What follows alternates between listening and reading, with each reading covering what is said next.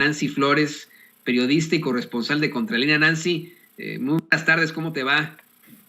Hola, Toño, buenas tardes, gracias por la invitación. ¿Cómo están ustedes? Muy bien, te ofrecemos una disculpa por haberte dejado en línea durante mucho tiempo. Estamos tratando un tema que es verdaderamente importante para los mexicanos. En estos momentos todavía la Suprema Corte de Justicia de la Nación decide si declara constitucional o no, determina que es constitucional o no la ley de la industria eléctrica. Y bueno, pues en eso nos llevamos un análisis muy largo, pero creo que muy objetivo y muy importante. No menos importante lo que tú nos estás planteando. Hace rato, y de hecho vamos a irnos a estos dos temas de manera pues breve, claro, para no quitarte más tu tiempo, querida Nancy, pero hace rato yo te planteaba como mensaje de WhatsApp esto que el presidente López Obrador dio a conocer en la conferencia de prensa mañanera, que va muy ligado a las investigaciones que ustedes han hecho verdaderamente importantes ahí en Contralínea. El presidente López Obrador habla de un departamento que compró Carlos Loret de Mola en 2019, un departamento por el que pagó al Chas Chas, así, en una exhibición, 24 millones de pesos. Ya al hacer nuestras propias indagatorias al respecto, pues nos dimos cuenta que el departamento vamos, una propiedad en México,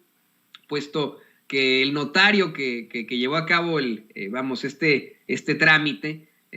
pues es uno de la era salinista. Pero queríamos conocer tu opinión antes de que vayamos al tema tan importante de Ayotzinapa. Queremos saber tu opinión sobre las declaraciones del presidente López Obrador ante ese departamento de 24 millones de pesos, lo mismo que 48 casas, 48 departamentos de Infonavit, es decir, toda una unidad habitacional para Carlos Loret de Mola. Me parece que el presidente ha vuelto a subir el tono en esta pues ríspida contienda que tiene con el comunicador Carlos Loret de Mola, al presentar no solamente este dato, sino también otro dato que tiene que ver con esta propiedad en Valle de Bravo, ¿no? Incluso presentó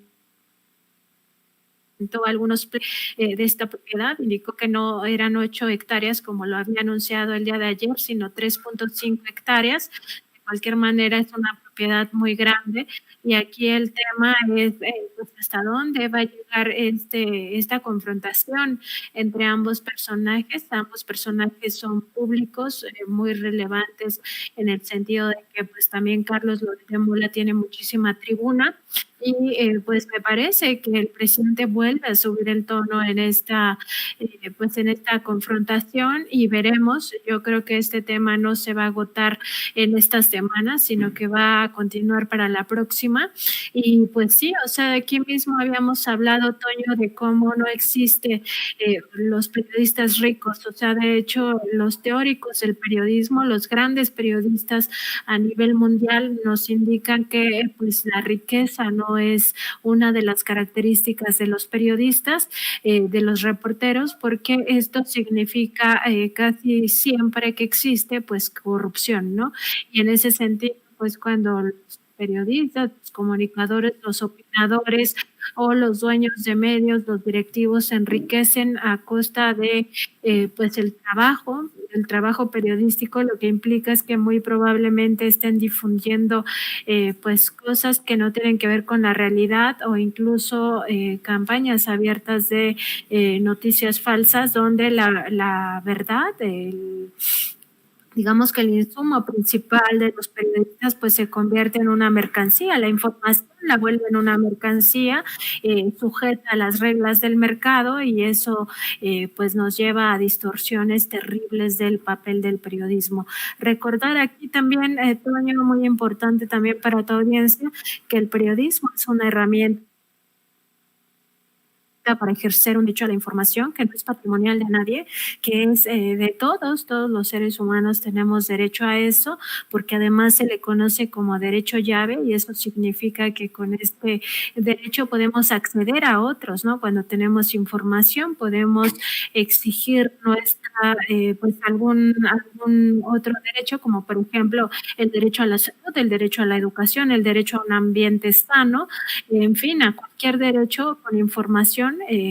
tienes acceso a eso, pero además es una herramienta democrática. La información te permite tomar decisiones en materia de democracia, de participación ciudadana, y por eso es tan importante no se convierta en una mercancía la información, porque al estar sujeta a las reglas del mercado, pues significa que cualquiera puede modificar esa información, manipularla y al final hacer campañas, pues, como lo que ya hemos visto a lo largo de todo este tiempo, campañas que no tienen sustento real, pero pues que están ahí en la mayoría de medios de comunicación corporativos y que pues nos reflejan una realidad que no es la realidad real. Ahora sí que ya entramos en un terreno hasta filosófico. Sí, exactamente lo que platicábamos desde la vez pasada, que es situaciones en todo caso filosóficas, pero que tienen que transmutarse a el silogismo de el periodista no puede estar cercano al poder, el periodista tiene que estar cercano al pueblo, y no hay periodistas ricos, eso es pues casi imposible. Me imagino que algunos periodistas acá en Estados Unidos, al participar como comentaristas de televisión, podrán ganar mucha lana, pero de ahí en fuera es muy cuestionable tener departamentos hasta de 24 millones de pesos, esa es otra cosa. Y Nancy, le voy a pedir a don David que nos grabe. Quiero felicitarte y por supuesto darte toda mi solidaridad por el planteamiento que haces esta semana en la conferencia de prensa mañanera. En la conferencia de prensa mañanera le plantea al presidente López Obrador pues la serie de problemáticas a las que se enfrentan los jóvenes en las escuelas normales rurales, problemáticas en cuanto a los recursos que obtienen y lo que provoca que tengan que movilizarse para exigir,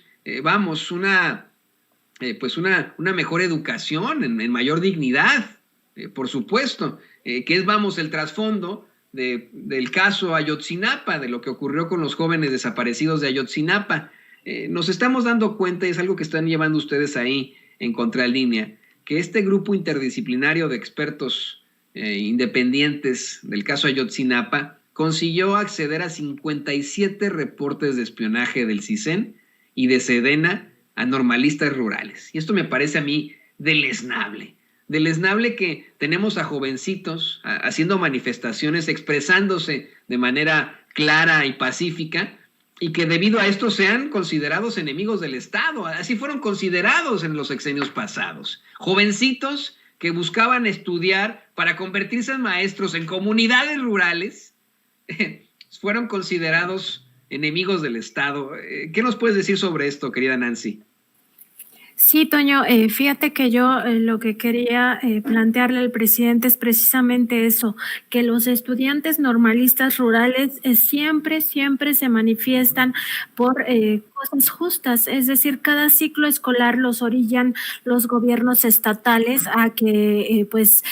tengan que manifestarse para tener garantizado el presupuesto para cada escuela normal rural, y esto es porque quedan prácticamente al gobierno estatal, o sea, no importa que desde la federación se etiquete un presupuesto para estas normales rurales, sino que no llega a estas escuelas particularmente, porque como bien dices, en el pasado se les consideró hasta semillero de guerrilleros, con una estigmatización terrible de estos estudiantes a los que siempre se les califica como revoltosos, cuando en realidad estaban siendo orillados cada año a movilizarse porque no les llegaba el presupuesto, no querían sacar las convocatorias para que existiera una nueva generación, ¿no? Entonces tenían que exigir que se respetara la matrícula cada año, también exigir que se tenga dinero para el comedor, para lo más básico, sus habitaciones, en fin, para todo lo que ellos aprenden ahí en las normales rurales. Y yo quería que se hiciera conciencia de esto, porque eso los orilla a movilizarse. O sea, no es que ellos quieran ser revoltosos, no es que ellos quieran acabar en estas movilizaciones masivas, sino que las propias autoridades de los gobiernos estatales los orillan por tratar de asfixiar año con año a estas escuelas. Entonces, por eso mi pregunta era si a ellos habían evaluado ya federalizar este sistema educativo tan importante, porque como también lo apuntabas, Toño, estos maestros son los que van, maestros y maestras, son los que van a las comunidades más alejadas y además no solamente se trata de que enseñen a los niños a leer, a escribir, a sumar, a restar, a hacer operaciones matemáticas, sino que también se trata de quienes inciden en las comunidades a las que llegan. Ellos estudian 5 ejes educativos en las normales rurales y uno de ellos tiene que ver con producción, entonces aprenden a arar el campo, a sembrar, a hacer productiva la tierra, a criar animales de una forma mucho más amable con el planeta, pero también de una forma que sea redituable para los campesinos, para quienes tienen algunos puerquitos, algunas ovejas o algunas gallinas. Entonces, cuando llegan a estas comunidades tan lejanas, no solamente le enseñan a los niños, sino también a los padres de esos niños, al resto de la comunidad, a hacer productiva la tierra, a hacer productivos los animales, a generar un poco de, digamos, de ingresos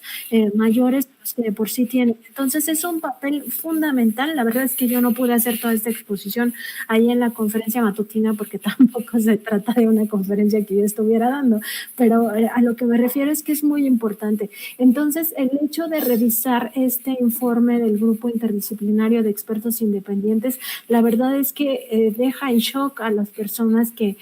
se toman el tiempo de leerlo con minuciosidad, porque sí, es que pareciera que eran enemigos del gobierno federal, de los gobiernos estatales, de los gobiernos municipales. Y en este caso, en este trabajo que presentamos, que tú mencionas, Toño, pues nos dimos cuenta que todo eso que durante muchos años se dijo, ay, los normalistas rurales son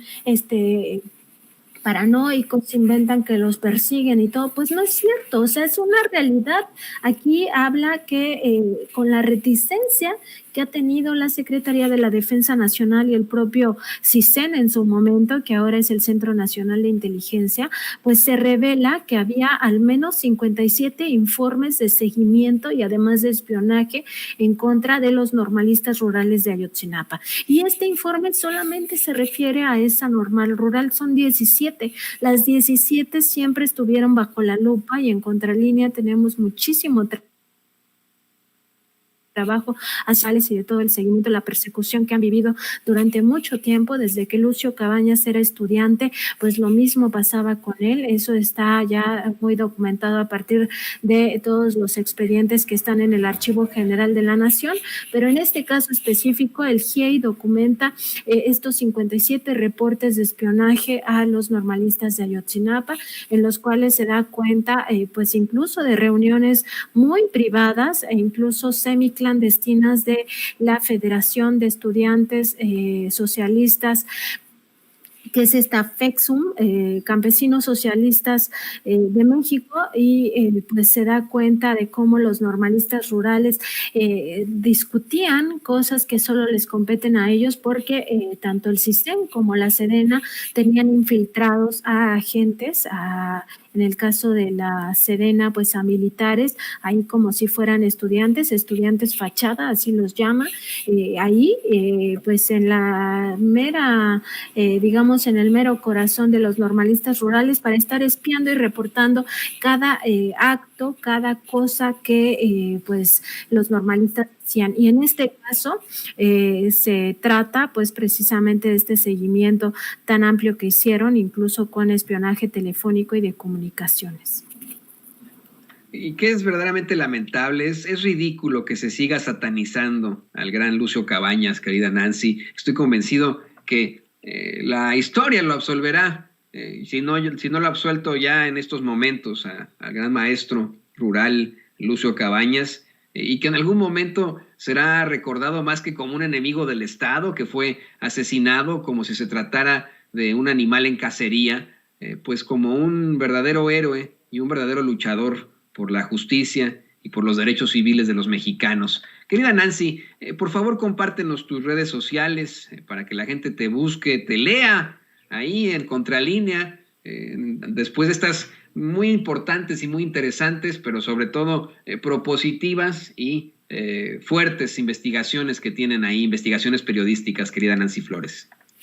Claro que sí, Toño. Nos encuentra toda esta información en www.contralinea.com.mx, además en Twitter como Contralínea, a mí me encuentran como @Nancy_contra y pues los invitamos también a nuestro programa en vivo que es de lunes a viernes a partir de las 9 de la mañana en nuestro canal de YouTube y en Facebook donde nos encuentran como Contralínea. Muchas gracias, Toño, por este espacio. También gracias a Ceci y a todo el equipo, a Vicente, por supuesto, un saludo muy especial y también a tu audiencia. Muchas gracias. Gracias a ti, la intachable corresponsal de Contralínea, maestra de periodismo, Nancy Flores. Muchas gracias por participar con nosotros aquí en Sin Censura. Y grábenos, don David.